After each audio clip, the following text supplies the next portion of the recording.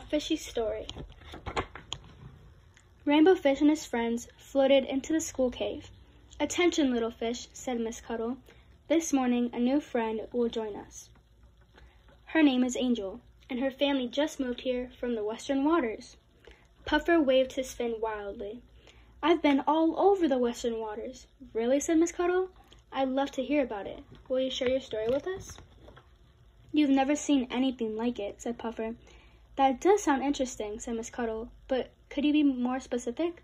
"The water is this weird purple-blue," he said, "and the plants are so huge. They grow from the ocean floor all the way to the surface, and the rocks are in crazy gigantic stacks. They think maybe some giant lobsters piled them up a long time ago." "Really?" said Miss Cuddle. "Well, that's all the time we have for now. I see our new friend is here." Miss Cuddle asked Angel to tell the class about herself and the western waters. "Well, the water is a dreamy green and is absolutely crystal clear, so you can see for miles and miles." "I thought the water was purple-blue," said Rainbow Fish. Angel shook her head no. The whole class turned to Puffer. "I meant at sunset," he cried. "The water grows all purple." Miss Cuddle put her tentacle around Puffer. "I love a good story," she said, "and I can see you do too. Thank you for the tall tale, Puffer." After lunch, all the fish went to play near the sunken ship. "Come on," Rainbow Fish invited Angel. "We'll show you around." "Hey, Puffer," said Tug. "Tell Angel about how the ship sunk." Everyone loved the story Puffer had told them of how the ship had come to rest outside of the school cave. They all circled around him chanting, "Tell, tell." "It was a dark and stormy night," began Puffer, "and the captain of the ship knew they were carrying too heavy a load. If they were going to ride out the storm, they would have to lighten the load. So he gave the command, 'Throw the cargo overboard.'" Angel chimed in, "Sorry, Puffer, I love that part. Go on, tell the rest." "How do you know that?" asked Rainbow Fish. "It's a famous story," said Angel, "about a sunken ship in the Butterfly Reef. We lived there when I was little." "But Puffer," said Tug, "you said it happened here." "Maybe it's the same ship," suggested Pearl. "Yeah, right," said Spike. "Maybe it drifted here," said Rust, worried that his friends might start fighting. "The prevailing currents go the other way," said Dinah.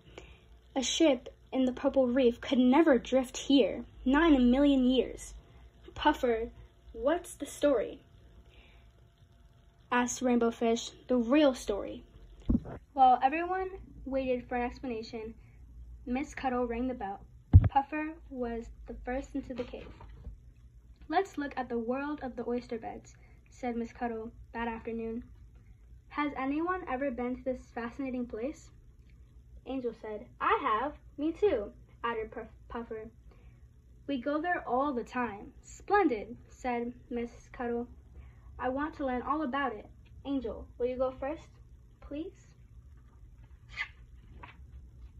"They're quite beautiful," said Angel. "There are oysters as far as the eye can see, and I've seen the tiniest little grain of sand get inside an oyster. It makes a pearl. The only problem is it's terribly difficult to find a pearl. I looked and never found a single one." "I found a pearl," Puffer said. "I found a whole bunch, hundreds." Miss Cuddle smiled. "Look at my 8 tentacles, Puffer. Now let's try to imagine 12 octopuses. We would have 96 tentacles altogether, almost 100. So, how many pearls did you see?" "Well, maybe it was more like 10, or 9, or 8. "Maybe it was a big lie," said Rainbow Fish, and the others agreed. They were sure Puffer hadn't found any pearls. They were sure he'd never even been to the oyster beds. "But I did go," cried Puffer. "I really did." "Oh, right," said Rosie, "in your dreams." "That's enough," said Miss Cuddle. Maybe Puffer's imagination carried him away about the number of pearls. But if he said he went there, then he did. Class dismissed. The next day, Miss Cuddle asked if anyone had anything for show and tell. I do, said Puffer. Everyone groaned. Then Puffer held up something in front of the class. It's so shiny, said Rainbow Fish. It's huge, said Spike. It's true, said Pearl. You really did find a pearl. Angel told Puffer it was the most beautiful pearl she'd ever seen. You mean it? He asked. You've seen so many. I bet you're exaggerating. I'm not. You're the one who does that, she joked. Puffer smiled. You're right, he said. I'm the biggest exaggerator there is. Want to come over after school? She asked. I've got a fabulous book of sea stories we could look at. The one with the sunken ship story? Asked Puffer. I've read it 1,000,000 times. I'd love to come over.